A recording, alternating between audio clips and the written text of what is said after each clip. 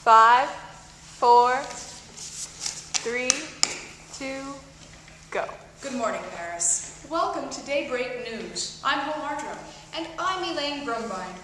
Here is your update on the recent terror threats. On September 9, Interpol, the International Police Organization, signaled an Islamic threat on a world scale, and notably on the European continent.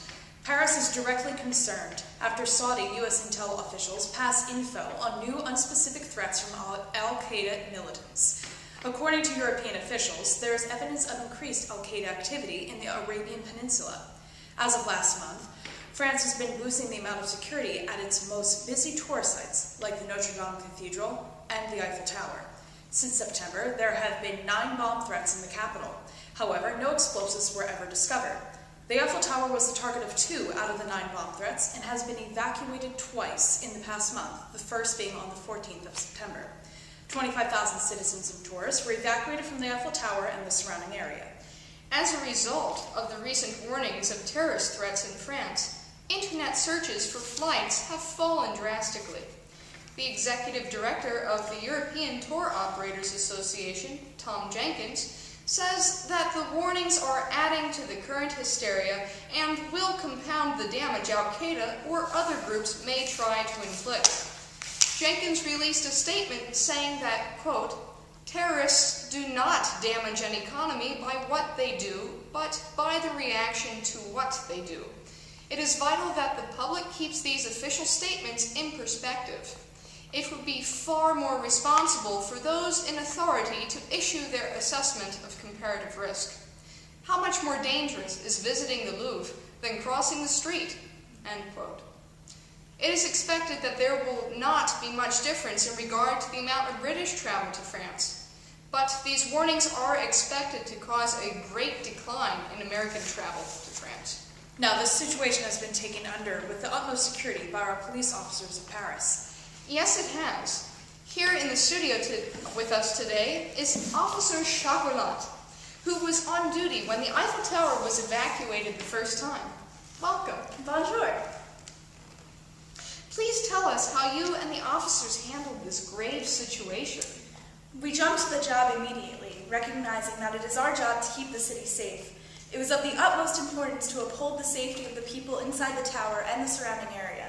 We had to first begin by deciding that the threat was real and therefore required an evacuation. We then needed to devise a plan in which everyone could be safely evacuated without causing more chaos than could be avoided. Once the plan was in place and all of my personnel had arrived, the actual evacuation was not very complicated and allowed for everyone to feel safe and secure.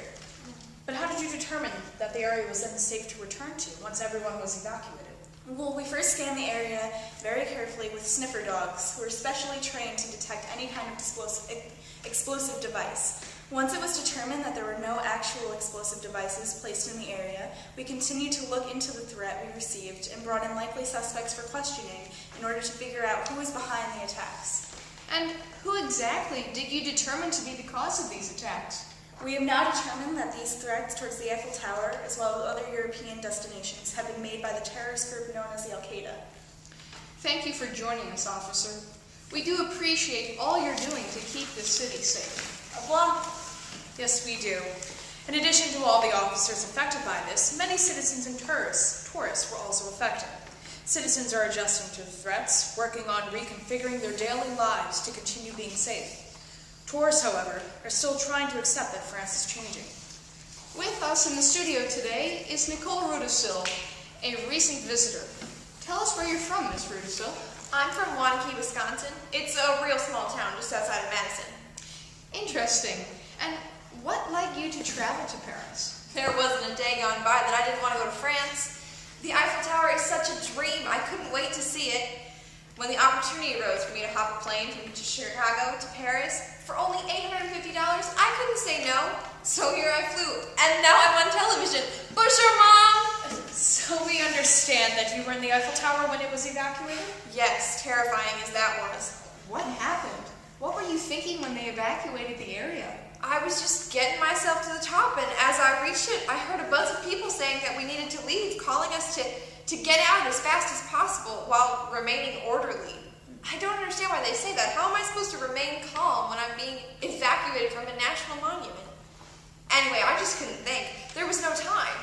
We shuffled down where the policemen were everywhere. I was sure we weren't going to make it in time. It didn't seem like we'd be able to get out fast enough. Did you have any problems understanding the policemen? So many problems. My French is so limited, there was no way for me to keep up. I just walked where they pointed. And did anything else happen to you? No, but I can assure you that next time, my travels will be taking me to Paris, Texas, not Paris, France. This is not a trip I want to repeat of. Thank you for joining us this morning, Miss Rudisil. We do hope that your travels improve. That concludes what we know of the story at this time.